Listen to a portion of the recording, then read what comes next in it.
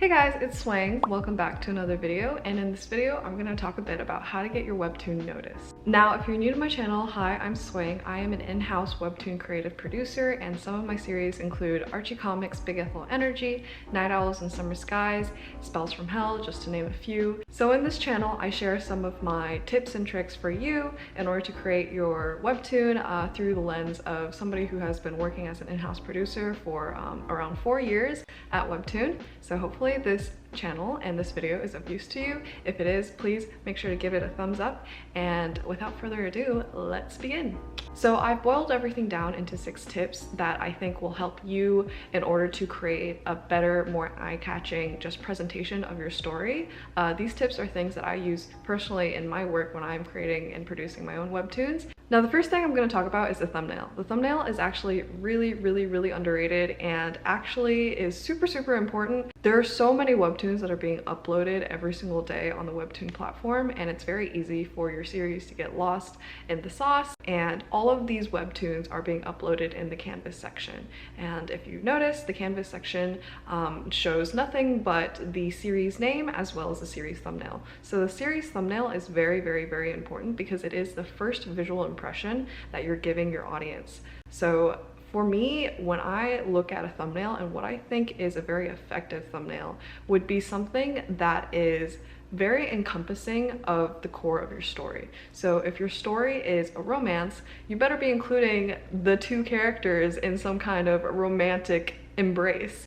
If the story is about some kind of sci-fi or is futuristic, then I would love to see the main character in that setting, in that sci-fi setting. I think what makes a very good thumbnail is that it is simple and it is easy to understand, so it's not too complicated. It's not, there's not too many things happening. It has a very coherent color scheme that kind of matches the tone and genre of your story. And also it has the main character and the main character engaging in some kind of activity that they will engage in the story. With these tips in mind, I have a couple of examples that I think work really well and are really impressive thumbnails. So the first thumbnail that I think was really successful is Swollmates. It's about, gym bros. And so I think the thumbnail is very effective because it shows the interaction between the girl and the boy. It shows off their muscles, which is the main attraction point, and it also shows off just them being very hardcore gym addicts and just like that relationship. So it shows the main characters, it shows kind of the plot of the story a little bit, and it's also very simple and it's very to the point. Some other examples of effective thumbnails that don't have 2 characters but rather 1 character are series such as Your Throne. So Your Throne is a revenge story, and I think that's portrayed very well in the way the main character is presented. We see the main character in a very eye-catching, very glamorous setting, hint and a tone of just that like revenge story genre in her expression and in her pose. This is also seen very similarly in Death of a Pop Star, where you see the really fun, bubbly main character, and she is doing what she is in the story, which is a pop star. So you see her holding a mic, you see her, dancing and wearing like pop star clothes. So an example of a thumbnail that wouldn't be successful would just be a shot of a character's eyes or something like that, or just a shot of a character's head, like a very generic character's head. We want to know more details about this character, the story, what this character is going to do. So something just as simple as changing the clothes, giving the character a prop, giving the character a pose, or even, adding another character if it's a romance, can really help to just identify more information from the thumbnail alone. Now, as I've mentioned, the first thing you see when you scroll on the canvas side of the WEBTOON website is the thumbnail and also the title. So I'm going to talk a little bit about what I think personally is a very effective title. These titles usually are titles that are very easy to remember, easy to understand, and has like a level of intrigue to it. I'll give an example. We were actually considering a bunch of different titles for Spells from Hell. One of the titles was Hell is a 4-letter word, which is kind of like a play on love is a 4-letter word. We had Spells from Hell, the title, in as a placeholder for a really long time, just because we couldn't decide. During during the pre-production phase, we actually called it hell is a 4-letter word for a really, really long time, and that's what we thought we were going to go with for the final story. So it would have taken a very different turn if we actually launched the story that was titled hell is a 4-letter word, but we didn't. We ended up with Spells from Hell, and this change was actually done last minute. I think like 1 or 2 weeks before we decided to launch, because we realized that 1, Spells from Hell is shorter, 2, Spells from Hell is easier to say just in general, 3, Spells from Hell is just easier to remember, and 4, it's also easier to just simplify into abbreviations. It just rolls off of the tongue. So there were just so many things about just Spells from Hell that just felt a lot easier to say, and it didn't feel like a mouthful. Whereas for hell is a 4-letter word, as I'm saying it, it's a mouthful. And you know, when you are thinking about your series and your title, you want it to be something snappy, something catchy, something like very, that sounds very iconic, right? And so when people are talking about your webtoon, they can be like, yeah, like I've read that webtoon, like, you know, Lore Olympus, or, you know, Spells from Hell. So my third tip is actually also about thumbnails. It is the episode thumbnails.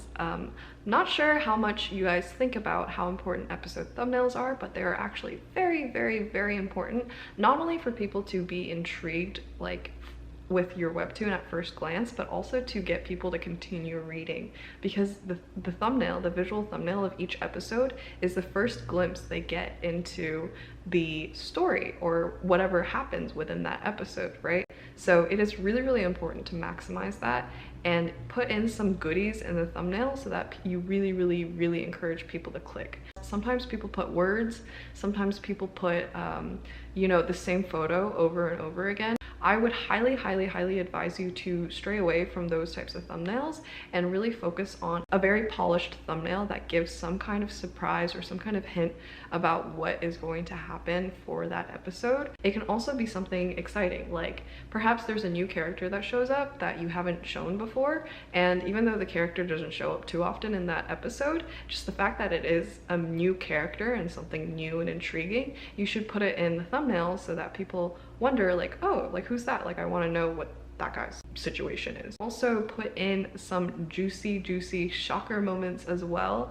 For Spells from Hell, we actually also included the Jasper and Scarlet kiss as one of the thumbnails. This was really, really useful, especially for when it was in fast pass, because people really wanted to see what was going on, and so they would fast pass to get to that point. Now the next thing I'm going to talk about is the synopsis. The synopsis is pretty important because sometimes when people are scrolling through the Canvas platform and they're looking for their new webtoon to read, obviously they want to know right off the bat what the story is about to see if it's their taste and to see if they want to continue reading or not. I would advise you to make the synopsis as short, clear, concise, and gripping as possible, which is kind of what I've been talking about for all of the different things that I've mentioned, thumbnail, title, and everything, but it goes the same for the synopsis. So you want to grab their attention and make it as easy to understand as possible in the shortest amount of time in order for people to make a decision from there on out if they want to read it or not, and if it is their taste and if they're interested. We call it the elevator pitch. So I think a really good example of this is actually Down to Earth synopsis. It is very, very short, very, very sweet. Cade lives an average life alone and undisturbed until a cute alien girl crashes into his backyard. By opening up his home, will this otherworldly girl inadvertently open up his heart? So basically you got the main character and you got, you know, his current status or current situation, and then you got the twist, the but. What happens? This alien girl crashes into his life, and then you have the change. So what is going to change in his life? Well, he is going to have an alien girl live in his house, and hopefully he'll have some character development. So you've got all of these parts of the story just kind of outlined in these 2 sentences in the synopsis. So people can see and already gauge whether or not they want to read this series because they already have a very good understanding of what to expect when they're reading it. So you've managed to hook readers in with a really snappy title and a really, really beautiful thumbnail that kind of gives the general gist of your story. and you have a lot of really cool thumbnails for each episode that gives the reader just a sense that they're looking forward to every single episode, and you have a very concise, straight to the point, and engaging synopsis. Now people are ready to hit the first episode button. What do? What I think is the most important is actually visual immersion, visual and story immersion. I think this is the most important thing, just giving us that wow factor. And what I mean by wow factor is it could be a couple of things. It could be done through the story. Say it is something very, very high stakes and you start with a flashback or maybe a flash forward of when, you know, the hero is going to do something very heroic. Or maybe you have a flashback into just a very, very dark time in the hero's life. Or you could do a visual immersion. A visual immersion would be something like Siren's Lament's first episode, where we are just drawn into this world of sirens and mermaids in this pretty ocean seafront. If you can make it as impressive, as visually delightful, and really utilize that scroll format by creating a lot of very wide panels, I think that would be a very, very effective way of just pulling readers into the story. It is very, very important to put a lot of time and energy and effort into crafting the best first episode that you can, both visually and also story-wise. So give them your best shot. My last and final tip is actually having online presence. People actually underestimate how much online presence actually affects people reading your webtoons.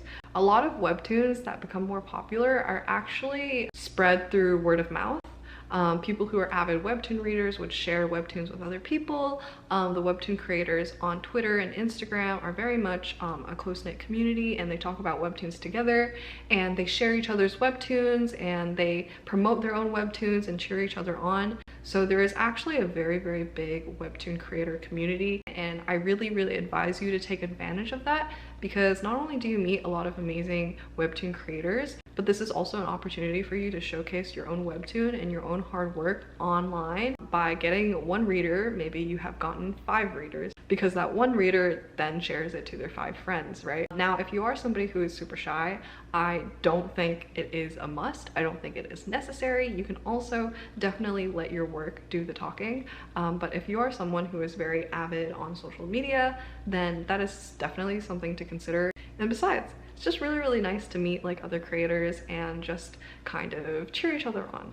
Okay, so that concludes my video for today. I hope this video was useful to you in trying to craft or package your webtoon so that it gets more eyeballs and more people notice it. Without further ado, I wish you the best of luck on your webtoon journey. And again, if this video was useful, please feel free to leave a thumbs up, subscribe, and comment anything you would like to see in the next video. I come up with videos every week about my life living as a webtoon producer in LA, as well as just making these webtoon tips and tricks videos such as this one. So if you ever have any questions or want me to address anything else, feel free to leave it in the comments and I will see which ones are good to make. So yeah, without further ado, I'll see you guys in the next video. I'll leave you to it. Happy creating. Bye!